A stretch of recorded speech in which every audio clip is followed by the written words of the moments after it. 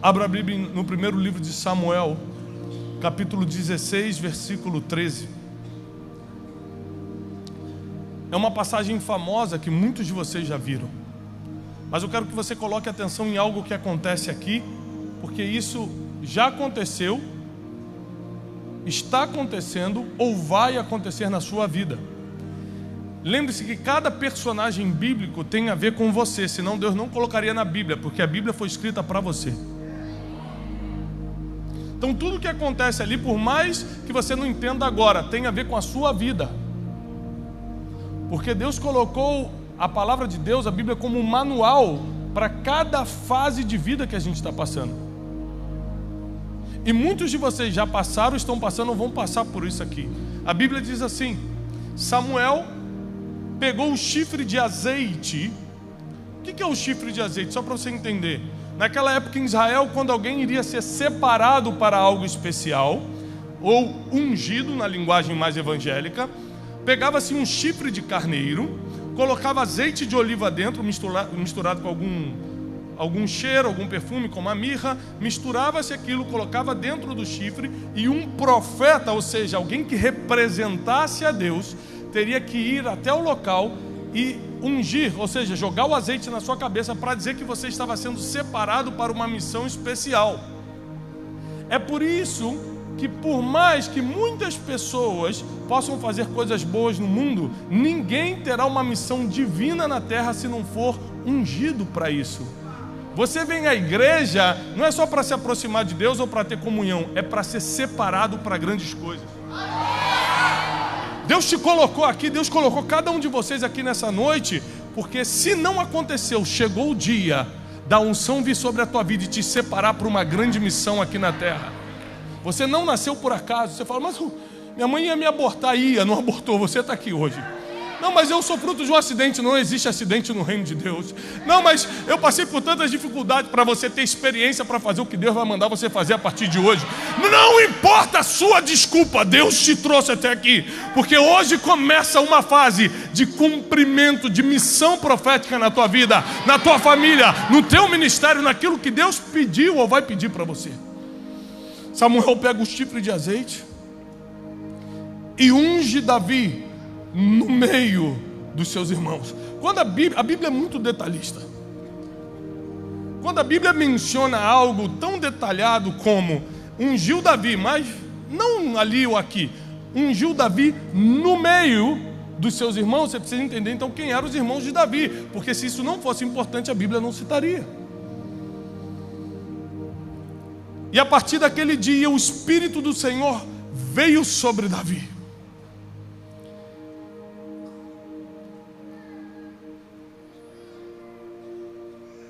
Eu gostaria que você prestasse muita atenção no que eu vou te falar a partir de agora.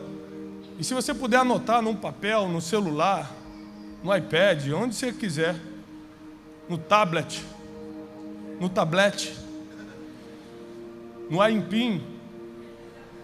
Tem o iPad, o iPhone, o iPod, o iPin, tudo com i. Anote. Porque Deus vai falar com você hoje. Quem já sente o Espírito de Deus aqui? Já está, né? E a partir daquele dia o Espírito do Senhor veio sobre Davi. A partir daquele, ele já tinha matado o urso, ele já tinha matado o leão, e Deus ainda não estava com ele. Existem muitas coisas boas que você pode fazer sem Deus,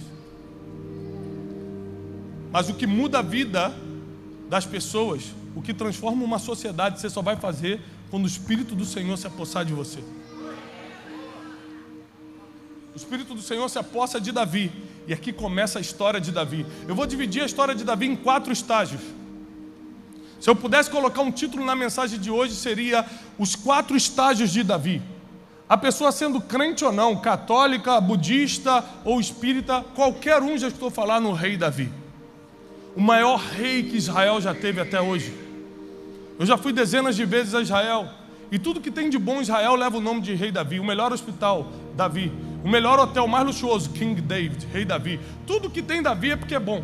Porque até hoje é reconhecido como o maior político, o maior governante, o maior estadista, o maior rei que Israel já teve. Israel, como você sabe, não é qualquer nação. Espiritualmente é considerada a nação de Deus e naturalmente é a nação mais tecnológica, criadora do mundo. E Davi nos ensina 4 coisas com os estágios da vida dele. O primeiro estágio é o que a Bíblia começa falando: ele foi ungido no meio dos seus irmãos. Nós vamos falar sobre o estágio emocional. Todos vocês foram crianças um dia, ninguém nasceu pronto. Aliás, a vantagem de ser criança é que, apesar das lutas e dificuldades desde a infância que a gente atravessa, a gente tem a oportunidade de amadurecer. Tudo que nasce pronto dá errado. Repare comigo, a Bíblia menciona 2 Adão na Bíblia. O primeiro Adão, nós conhecemos, o famoso esposo de Eva. E o segundo e o último Adão, diz a Bíblia, o último Adão, que se chama... Qual é o nome do último Adão? O primeiro Adão, pastor Felipe, nasceu pronto. Constrói-se um boneco de barro. Deus sopra o espírito nas narinas daquele boneco de barro e Adão nasce pronto, já adulto. Na primeira tentação, repete comigo, primeira. Mais alto, primeira. Na primeira tentação que o homem que nasceu pronto recebeu, caiu. Então Deus vai enviar agora o último Adão, mas dessa vez não vai mandar pronto não. Colocou uma semente na barriga de uma mulher. Vai começar microscópico, porque tudo que é de Deus começa pequeno. Ah, eu só tenho um pouco de dinheiro, é de Deus. Eu só tenho pouco talento, é de Deus. Eu só tenho pouquinho, é de Deus. Porque tudo que é de Deus começa microscópico, para você ir crescendo na maturidade.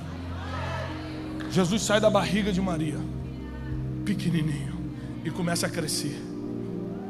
E começa a amadurecer, e começa a aprender. Ele é guiado pelo Espírito para o deserto, é tentado por 40 dias. Vem a primeira tentação, ele diz não. Vem a última tentação, ele diz não. Vem a do meio, diz não. E ele nunca caiu, apesar de 40 dias no deserto. Porque tudo que nasce pequeno e vai crescendo, não pode ser destruído. Deus te trouxe até aqui, apesar da tua pequenez, para que você não seja destruído em nada e em nenhuma área da sua vida. Mas a infância, começar pequeno, também traz problemas emocionais. Muitos de nós fomos rejeitados quando éramos crianças. Alguns não tiveram a oportunidade de crescer com o pai. Mas pior do que não crescer com a figura paterna é ser rejeitado pelo pai. Ou seja, ele existir e fingir que você não existe. É muito doloroso. Outros foram abusados verbalmente, fisicamente ou sexualmente na infância. Outros tiveram graus comparativos horríveis, porque o pai e a mãe não davam nada, mas o vizinho tinha tudo. Então você cresceu vendo aquela comparação que foi destruindo as tuas emoções. Com Davi não foi diferente. Como eu disse, o que a Bíblia menciona dos heróis da fé tem a ver com a sua vida. E Davi era um menino, um adolescente desprezado. Na adolescência, as coisas são muito mais potencializadas. A gente não consegue ter filtro na adolescência. Agora, se você chegar para mim, eu tenho 38 anos de idade, apesar de parecer ter 45, porém, amém? Se você chegar para mim com 38 anos de idade e falar assim, seu feio, eu vou falar para você, seu invejoso. Por quê? Porque minha esposa me acha bonito, mamãe me acha bonito. Então assim, eu já sou amado para saber que eu não preciso da sua aprovação estética para me sentir bem ou não. Mas um adolescente não tem filtro. Você fala, sua feia. Ela vai entrar em depressão. Eu não presto, eu tô gorda, eu tô magra, eu tenho espinha, eu tenho não sei o quê. Meu cabelo não cresce. E a gente começa a arranjar um monte de desculpa. Que nenhuma dessas desculpas vai atrapalhar o nosso futuro, mas porque a gente está acreditando nisso, o nosso interior vai ser travado, porque alguém lançou uma palavra que a gente não merece, que a gente não pode, que não é assim, que você é feio, que você é assado, na adolescência. A adolescência é muito complicada. É uma fase de descoberta e é uma fase que as suas emoções estão completamente expostas. Tanto que as suas maiores frustrações aconteceram na infância ou na adolescência. As frustrações que acontecem na fase adulta você consegue suportar, mas as da infância está até hoje aí te martelando, rebatendo na tua mente. E Davi, nesse período da adolescência, enquanto seus irmãos, os preparados, Eliabe, o mais velho, além de bonito, já era oficial do exército, eles comiam na casa do pai, sentado à mesa. Davi era mandado para o curral, era mandado para a lama, era mandado para o pasto para ficar cuidando das ovelhas. Você imagina saber que está todo mundo comendo numa mesa e você tem que ficar do lado de fora da casa. O homem mais poderoso e mais especial de Israel da época, o profeta Samuel, era o embaixador do céu na terra, era o homem mais importante, porque Israel era regido por um sistema teocrático, ou seja, Deus governava a nação. E Deus governava a nação através de um homem chamado Samuel, ou seja, o homem mais importante da nação vai visitar a casa de Jessé, pai de Davi, e ninguém avisa para ele que essa visita ia acontecer. Imagina você se sentir desprezado, não pelo amiguinho da escola, mas pelo pai que te esqueceu. O pai que esqueceu de avisar que o melhor dia da sua vida estava chegando. O pai que esqueceu de te avisar que todo mundo ia comer filé mignon na mesa, junto, rindo, com um homem importante, e você ia ficar no curral, limpando o bicho. Imagina os graus comparativos que surgiram dentro desse menino. Por que eles têm e eu não tenho?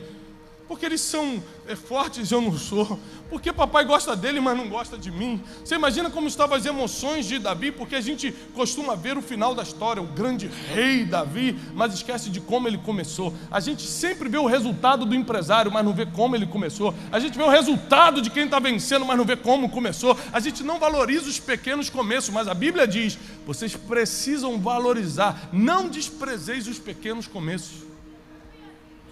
E Davi estava ali, nessa situação. E Deus manda Samuel entrar dentro da casa de Davi, na casa de Jessé. Samuel entra e quando ele coloca os olhos no mais velho, fala: esse que é forte, já é do exército, já sabe lutar.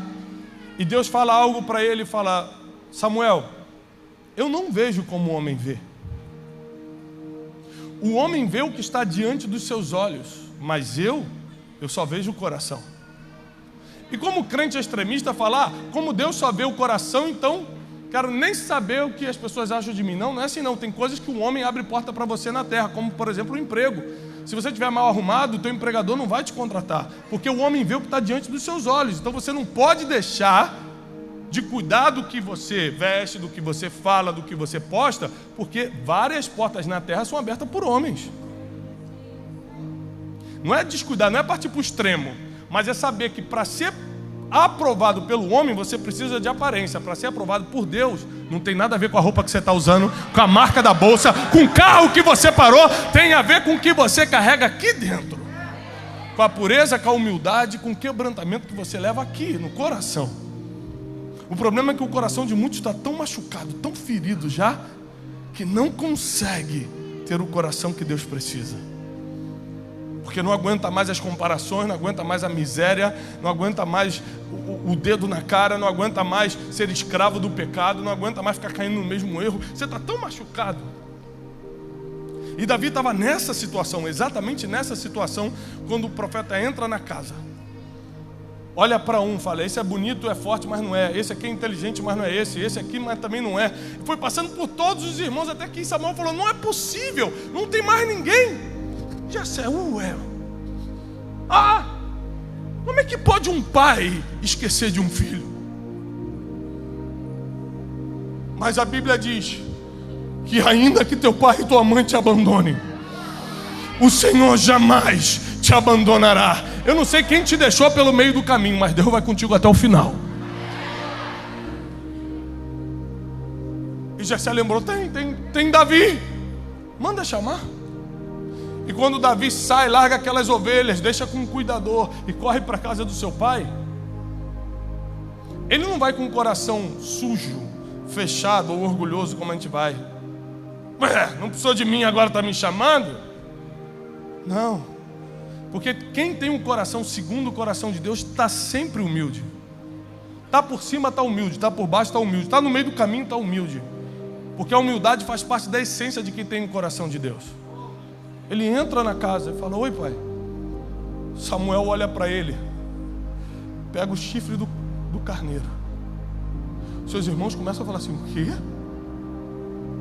Por isso que a Bíblia diz: e no meio dos seus irmãos, no meio de quem te desprezou, no meio de quem pisou em você, no meio de quem não acreditou que você podia ser escolhido também, no meio de quem andou contigo, mas não dividiu com você, no meio de quem falou mal pelas costas, no meio de quem não honrou o que Deus confiou na tua mão, no meio dos irmãos que desacreditaram, Deus ungiu Davi no meio daqueles que duvidaram.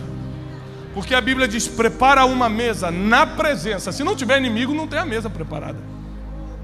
Prepara uma mesa na presença dos meus inimigos. Unge a minha cabeça e faz o meu cálice transbordar. Os seus irmãos viram aquilo, porque Samuel entra numa casa de preparados e escolhe o improvável. Ele entra na casa de homens como Eliabe, entra na casa de um empresário como Jessé e escolhe o improvável, o que estava todo machucado emocionalmente. Ele escolhe aquele que ninguém estava dando nada por ele. Eu vim aqui para te dizer que não importa a situação emocional que você está, a situação financeira que você se encontra, se você está se sentindo o pior ou a pior mulher do mundo, hoje é um novo começo. Mas as coisas começaram a dar certo porque o Espírito do Senhor se apoderou de Davi. Anos depois, já velho, quando tudo estava dando errado, ele se ajoelha e não fala: Senhor, não tire de mim essa riqueza toda que eu conquistei. Senhor, não tira todos esses reinos, Senhor, que eu já conquistei. Senhor, não tira a minha coroa. Senhor, não tira a minha glória, não tira meu dinheiro. Ele fala: Senhor, não apartes de mim o teu Santo Espírito. Porque ele sabe que levou ele de ser um apacentador de poucas ovelhas ao maior rei que já existiu. Não foi a riqueza, não foi a estratégia humana, não foi a glória dos homens, foi o Espírito que se apoderou dele. Se o Espírito se apoderar de você hoje, o que vai ser impossível para você? E Davi então passa por cima de todos aqueles conflitos emocionais. E eu quero que você saiba que Deus honrou a situação de Davi, porque Deus fica do lado do mais fraco sempre. Por isso, não compre briga com gente mais fraca que você, porque Deus sempre vai para o lado do necessitado, da viúva, do estrangeiro, de quem não tem como se defender. Cuidado com quem você arranja briga, até porque você pode estar brigando com alguém que Deus quer levantar e vai ficar feio para você. Deus não tem compromisso com as tuas crises emocionais, Ele tem compromisso com a verdade.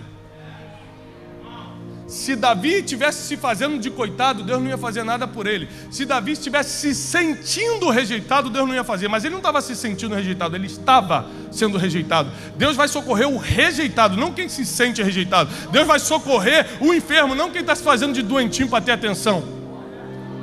Então seja verdadeiro com as suas emoções, porque Deus só compactua com a verdade. Deus não vai na tua mentira. Vai lá. Eu sou muito injustiçado, eu coitadismo, vitimado, sabe, vitimismo. Eu sou muito... Aqui ninguém me cumprimenta nessa igreja. Mentira, todo mundo olha, abraça, é você que quer mais atenção que os outros. Deus não tem compromisso com as tuas mentiras emocionais. Engane-se a si mesmo, mas a Deus ninguém pode enganar. Agora, se você realmente é um rejeitado, se você realmente foi colocado de lado como Davi foi, Deus tem compromisso com essa verdade. E Ele vai para o lado do mais fraco e socorre. Ele vai para o lado de quem tem um coração quebrantado e contrito e levanta. Um Deus que tem compromisso com a verdade. Ainda que suas emoções tentem mentir para você, Deus tem compromisso com a verdade, com a realidade da tua vida, e não com essa mentira virtual que a gente cria. Ninguém me ama, ninguém me quer, aqui não sei, ninguém me cumprimenta. Davi passou por cima de tudo isso, porque Deus tinha um compromisso com a verdade. Então avalie se aquilo que você está sentindo de ruim hoje é verdade. Avalie se essa injustiça que você acha que está sofrendo realmente é verdade. Avalie se essa perseguição, eu sou perseguido, todo mundo me persegue. Avalie se realmente todo mundo te persegue. Porque Deus não escuta a oração de quem não está comprometido com a verdade. Mas se for verdade o que você está passando, Deus tem um pacto contigo. O Espírito dele vai se apoderar de você hoje. E as coisas vão começar a acontecer numa velocidade que nunca aconteceram. Eu sou expert em matemática. Deus inventou a matemática. Ele vai fazer um dia o que não fez em 100 anos na tua vida. O segundo passo, depois do primeiro, que foi a vida emocional. Quando Davi então foi alcançado por Deus, o Espírito se apoderou dele. Ele sai da crise emocional verdadeira que ele estava passando e passa para o segundo estágio, que é o anúncio profético. Que é quando o óleo cai na cabeça dele. Quem aqui tem uma promessa de Deus? Uma promessa. Um profeta profetizou, você teve um sonho, alguma coisa aconteceu que você entendeu que Deus tem uma promessa para a sua vida. Tem alguém aqui? Então, isso não quer dizer nada. Porque quando receberam uma palavra profética e isso nunca se cumpriu na sua vida, levanta a mão. Levanta a mão. Eu tenho algumas que nunca se cumpriram, como tem outras que se cumpriram. Porque a palavra profética não é cumprimento, é prenúncio. Deus só está te avisando o que pode acontecer. Davi foi ungido rei no meio dos seus irmãos. Sabe o que ele teve que voltar no outro dia para fazer? Cuidar de ovelha. Foi só um prenúncio, não aconteceu nada. Não mudou a realidade, ele não começou a ver anjo, não recebeu um dinheiro na porta, agora que você vai ser rei, toma aqui uns trajes reais. Ele voltou a cuidar de ovelha que nem todo dia. Imagina você receber uma palavra tão forte de Deus e no outro dia a vida voltar normal. Assim é Deus, ele faz o prenúncio para saber como você vai reagir agora, que você já sabe para onde está indo. Ele te dá uma ideia de futuro para saber como vai se comportar o teu coração entre o chamado e o cumprimento desse chamado. E esse prenúncio deixa muita gente abalada. Tem gente que recebeu a palavra: não, você vai ser um pregador do evangelho. Fala, agora por favor não fale mais comigo, Deus me chamou para pregar. Irmão, tem que lavar o banheiro. Não, você não está entendendo. Papai me chamou para anunciar as boas notícias. Eu não encosto nessa vassoura. Amém? Eu quebro essa vassoura na sua cabeça em nome de Jesus.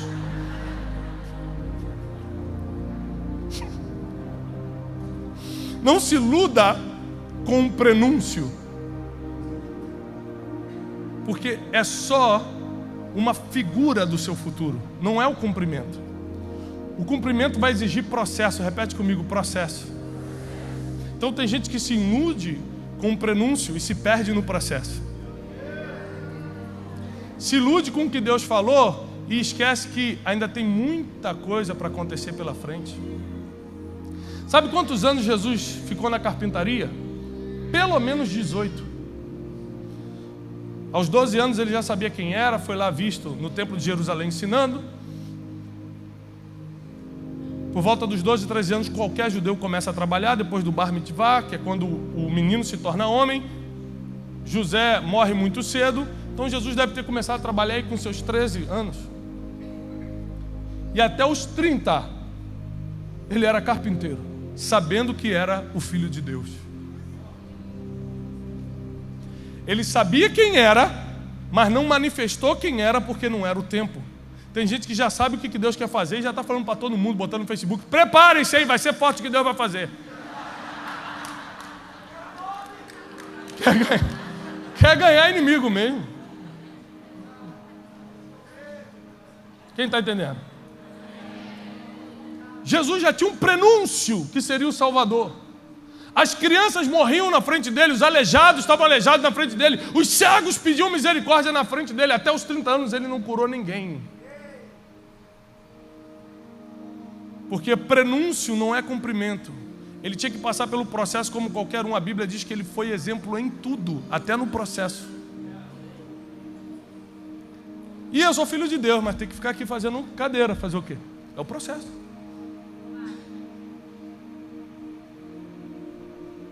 José, você é o libertador, mas tem que ficar preso aqui. Fazer o quê? É o processo. Estou preso. E se você não respeitar o processo, que é o número 3, para quem está acompanhando, você nunca vai ter maturidade. Fala comigo. 3. A maturidade só vem através dos processos. Só que o processo é muito difícil. Ele é emocional, ele te corrói por dentro, ele te deixa sem dormir, você não entende as injustiças. Por que estão falando de mim? Por que não sei o quê? Por que está faltando dinheiro? Porque já era para eu estar vivendo tudo que Deus me prometeu. Não, não era. Se fosse, Deus já tinha te levantado. Ou você sabe mais do que Deus? Hoje eu estou pregando para o pastor da igreja, hein? Não era. Tem tempo para as coisas acontecerem, porque você ainda não está maduro naquela área. Você pode estar maduro em um monte de área, mas nessa área que Deus quer te usar precisa de mais um tempo. Então você continua na carpintaria até chegar um momento. E muita gente vai acreditar em você, vai saber quem você é profeticamente, como Maria sabia quem era Jesus e falou: Jesus, acabou o vinho, faz um milagre aí. E ele falou: mulher, não é chegada a minha hora. Ou seja, Maria sabia que ele podia fazer, apesar de nunca ter feito. Sempre vai ter gente que anda com você que sabe que você pode fazer, sabe que Deus te chamou para fazer, sabe que você vai fazer, mas você ainda assim tem que segurar. Calma. Você é meu amigo, você é minha amiga, você é minha mãe, você é meu pai. Eu sei que você acredita em mim, mas Deus ainda não me deu sinal para fazer. Porque o tempo de maturidade vem com esse processo aí, e é difícil demais, porque é pelos desertos que você aprende a cumprir princípios. Cumprir princípio quando tudo está bom é mole. Falar a verdade quando não precisa mentir porque está tudo bem é mole. Não roubar porque você está cheio de dinheiro é mole. Mas você mostra que realmente cumpre os princípios milenares da palavra quando está no deserto, quando está tudo errado, tudo faltando, tudo destruído, e vem uma oportunidade de você falar: não, o princípio é mais forte do que esse sentimento de fazer algo errado. O princípio é mais forte do que essa proposta que me fizeram. E o processo de Davi, como o teu processo, sempre tem a ver com o teu destino. Saul fica endemoniado, repare isso: quando o Espírito do Senhor se apodera de Davi, ele automaticamente sai de Saul, está na palavra. E Saul começa a ficar com um espírito de perturbação, um espírito, um demônio, um perturbador. E ele fala: traga alguém que toque bem. Repare, se você tiver habilidades naturais, o teu processo vai ser mais rápido. Davi ia ser rei de qualquer jeito, tocando harpa ou não, mas como ele tocava a harpa, ele entrou no palácio mais rápido. Presta atenção, isso aqui é poderoso. Deus vai fazer contigo usando suas habilidades ou não, mas se você for inteligente o suficiente para desenvolver suas habilidades, que são coisas naturais, é mais rápido o processo. E um homem falou: eu conheço alguém que toca bem, tem boa aparência. Olha o currículo de Davi: toca bem, tem boa aparência, é firme nas palavras e o Senhor é com ele. Quem tem esse currículo aos 16 anos, gente? Davi. É por isso que com 30 ele já era rei de todo Israel. Quanto mais cedo seu currículo for crescendo diante de Deus, mais rápido o governo chega na tua mão. Chamam Davi para tocar harpa. Tocar harpa onde? No palácio que ele iria governar 14 anos depois. Deus sempre vai te colocar nos lugares para servir o lugar que você vai governar. Então ele começa a ver o seguinte: olha o processo de Davi. Foi perseguido pelos seus irmãos, justiçado pelo seu pai, perdoou isso. Ele podia falar: agora sou capitão do exército, venci Golias, duvidaram de mim. Aí bota no Instagram, hashtag tem gente que se acha, hashtag Deus é fiel. Davi cantando aquele louvor: quem me viu passar na prova e não me... Nem sei se é assim, mas por aí. Mas isso não aconteceu por quê? Porque o coração de Davi foi a chave para ele se tornar quem se tornou. Assim como o seu coração é a chave para você passar para o próximo nível hoje. Sobre todas as coisas que você deve guardar, guarda o teu coração. E aí Davi vai servir e conhecer a realidade dos empregados. Quem já trabalhou no McDonald's nunca vai lá pedir um lanche anos depois de destratar o empregado, porque você já esteve lá do outro lado um dia. Você sabe como funciona. Você sabe o que é ser rejeitado, o que é alguém gritar contigo, o que é alguém ser mal educado. Então Deus bota Davi na posição de empregado do palácio, para o dia que ele fosse governar o palácio, ele fosse íntegro, justo, fiel, e se preocupasse com o que se importa e não com as coisas que só tiram a paz. Então os teus processos, por mais difíceis que sejam, são para apontar o teu destino e te preparar para o que está por vir. Não reclame do processo, aceite e viva o processo, porque é o que te vai levar para a próxima fase, para o próximo nível, para o seu destino profético, ou seja, para aquilo que Deus prometeu para você. Até que nós entramos no quarto e último estágio, que apesar de ser maravilhoso, é tão difícil quanto, porque no mundo teremos, nunca vai parar as aflições. Fiquei bilionário, pastor. Que pena, hein? Agora você vai ter problema de bilionário. Porque tem gente que acha que os problemas acabam, né? Me converti. Ih, caramba. Já lutou com Satanás? Satanás não. Vai aparecer agora.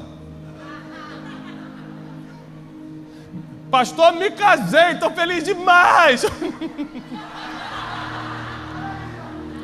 O irmãozinho chegou para mim e falou assim: pastor, aqui da Lagoinha, eu vou dar nome, hein? Pastor, ora por mim, pelo amor de Deus. Eu falei: por quê, meu filho? Pastor, estou doido para casar, estou desesperado. Eu falei: é mesmo? Pastor, mas eu estou muito desesperado, ora por mim, faz um negócio aí, joga um sal grosso em mim. Você viu que homem bonito não ora para casar, casa logo? Quem ora muito é o feio, né? O feio fica orando: Senhor, tem misericórdia, me ajuda, Pai, manda anjos, manda arcanjos, faz ato profético, vou selar uma palavra, vou dar uma oferta, porque o bonito faz nada disso em casa, é impressionante. Mas vamos mudar de assunto, porque eu não vou mais. Amém? E aí ele chegou para mim e falou assim: pastor, eu estou precisando muito casar. Eu falei: mas quantos anos você tem ali? 19. 19 anos, está nesse desespero todo, pastor. A Bíblia diz que é melhor casar do que se abrasar. Eu falei: mas você quer casar tanto por quê? Ele falou: pastor, você sabe, pastor, fazer aquelas coisas. Eu falei: meu irmão, eu não sei o que falaram para você, mas se tem uma coisa que você não vai fazer quando casar.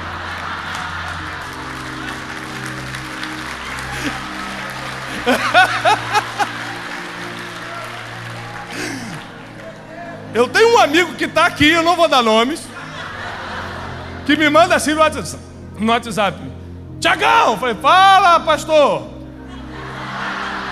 Não vou dar o nome. Aí ele fala assim: a do ano já foi hoje. Eu falei: obrigado, vou contabilizar aqui. Só os casados entenderam, os solteiros apenas orem. Até que a gente passa. Pior que é verdade, eu tenho print, eu vou soltar qualquer dia no Instagram. É uma coisa tão especial que ele bota no grupo de amigos. Graças a Deus, a 4ª desse ano eu já bati. Estou livre até dezembro. Não tenho mais obrigações. E o quarto ponto: a gente acha que as coisas vão melhorar quando ficar bilionário, quando casar, mas não. Sempre vai ter problema para resolver. Deus é especialista em resolver problemas, porque o ser humano sempre vai ter problemas. Como Deus está com o ser humano, Ele precisa ser o mecânico que resolve problemas, porque você sempre vai ter. E o quarto estágio é o estágio da dupla honra. Davi agora, que a honra foi quando ele foi ungido, a dupla honra é quando ele sentou no trono. São coisas diferentes. Tem gente que se conforma com a honra e perde a dupla honra. Tem gente que se conforma com o primeiro estágio da bênção: e derrubei Golias, virei capitão do exército, tá bom. Deus: não, mas eu quero que você seja rei. Mas tá bom, estou ganhando bem. Aqui as mulheres estão gritando meu nome, tá ótimo, estou famoso, estou rico, tá bom. Deus: não, mas eu quero que você seja rei. Tem gente, não é que caiu, é que se acostumou com a primeira fase da honra. Deus queria mais, o ser humano quer se conformar com o primeiro estágio. É por isso que tem que ter uma mudança de coração e de mentalidade para Deus continuar te usando, porque às vezes você acha que está vivendo já está bom. Você mal sabe que ainda tem um trono te esperando daqui a algum tempo. A dupla honra chega para Davi quando aos 30 anos de idade ele é nomeado pelo povo. A Bíblia diz: e o povo se reuniu. Isso é lindo demais. E cada cabeça da tribo, das 12 tribos, se reuniram e clamaram pelo nome de Davi. Davi foi colocado no meio deles e foi ungido rei sobre todo o Israel. Porque quando Deus te unge, ou seja, te separa para alguma coisa, Ele está te dando só o diploma, só o título. Mas a concretização daquilo vem quando o povo pede por você. Vou te explicar para você entender. Você descobre que está com uma pessoa, não daqui, mas uma pessoa descobre que está com um tumor no cérebro do tamanho de uma laranja. Quando faz o exame, o médico fala: olha, infelizmente temos que operar amanhã, senão você vai morrer. E ele é colocado na maca de um dia para o outro, avisa a família toda, em 24 horas ele já está com aquela roupa azul do hospital, com a cabeça raspada, com tudo marcado para ser operado. O doutor entra, cumprimenta ele e fala assim: meu nome é doutor Geraldo, e até por ética eu preciso te avisar que essa é a primeira operação de crânio que eu vou fazer. Imagina a reação do cara que está todo marcado, esperando o bisturi. Fala, que? Não, mas fique tranquilo. Eu estudei 10 anos na faculdade. Eu tenho um diploma de médico. Mas também pode entrar um doutor que fala assim, meu nome é doutor fulano. Eu não tenho diploma nenhum, mas já operei 1000 crânios e sempre deu certo. Você prefere a experiência ou você prefere o diploma? Claro. Então não se iluda quando Deus te chama, porque é só o título. Não é porque você foi ungido pastor que as pessoas te reconhecem como pastor. Não é porque você pegou o título de médico que você vai ser um bom médico. Não é porque tem uma palavra que você vai ser um missionário que o pessoal do país que você vai ser enviado vai te aceitar. Porque o teu processo é que vai fazer as pessoas se apegarem a você. Por isso não fuja do processo. É o processo que te transforma em rei, não é a unção. A unção só é o prenúncio que você será.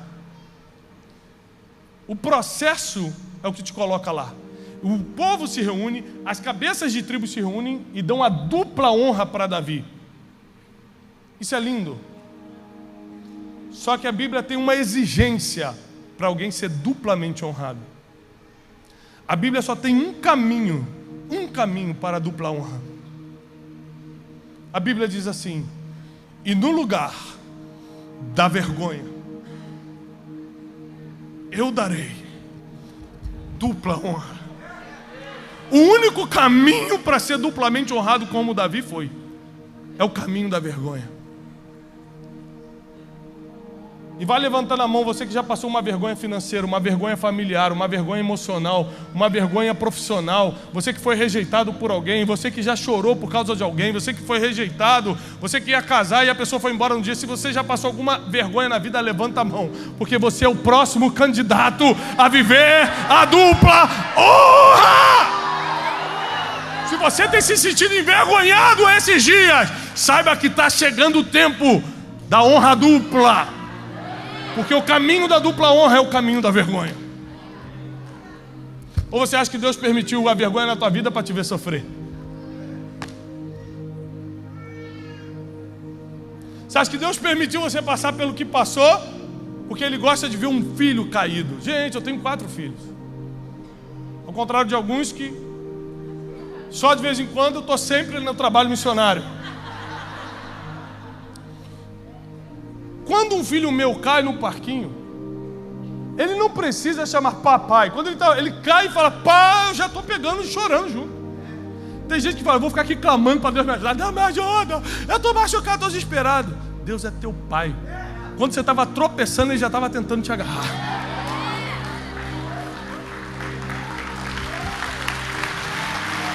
Esse é o Deus de Israel, esse é o Deus que nós servimos. E eu sei que muitos de vocês têm passado situações difíceis. Mas Deus nos disse hoje que o Espírito dEle vai se apoderar da gente. As coisas vão ser muito mais leves a partir de hoje. Não vai ser tão difícil como parecia. Vencer os problemas, as tentações, vencer as propostas, vencer os desafios da vida, vencer a falta das coisas.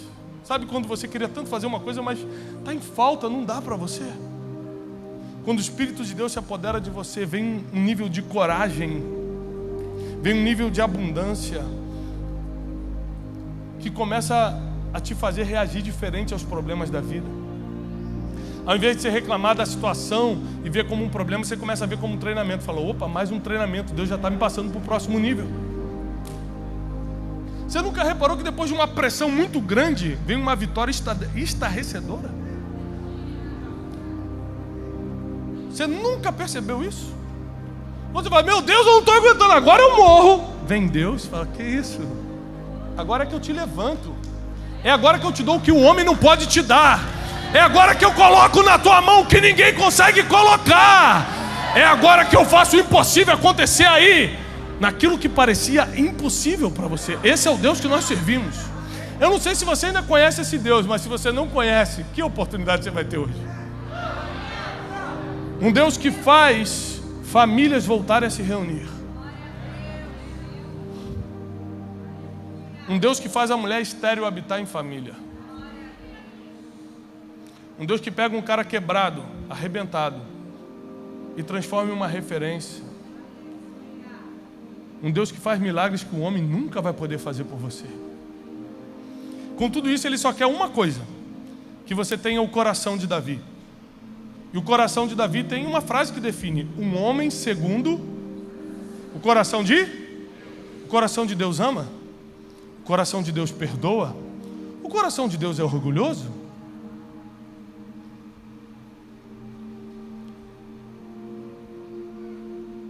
O coração de Deus está sempre disposto a um novo começo. Sempre. Ah, não, mas eu já errei muito. Ele fala assim: tá bom, eu estou disposto a começar de novo com você. Por milhares de vezes eu já falei para o José, meu filho, não abrir a porta da sala quando toca a campainha. A campainha toca, ele sai correndo feliz e abre a porta. Não quer saber se é bandido, se é ladrão. Não quer saber, ele abre feliz. E ele abre, e ele sabe que não pode abrir, então ele abre e fica atrás da porta. Ele abre e deixa a casa aberta para a pessoa e não mostra quem está abrindo. Eu já briguei, já bati na mão, já falei, a próxima vez você vai ficar de castigo 15 anos, já tomei o PlayStation, eu já fiz tudo. Nada deu certo. Toca a campainha e abre a porta. Toda vez que a campainha toca e ele sai correndo, eu começo a rir, sabendo que vou ter que repreendê-lo depois. Mas um pai está sempre disposto a dar uma nova chance para o filho.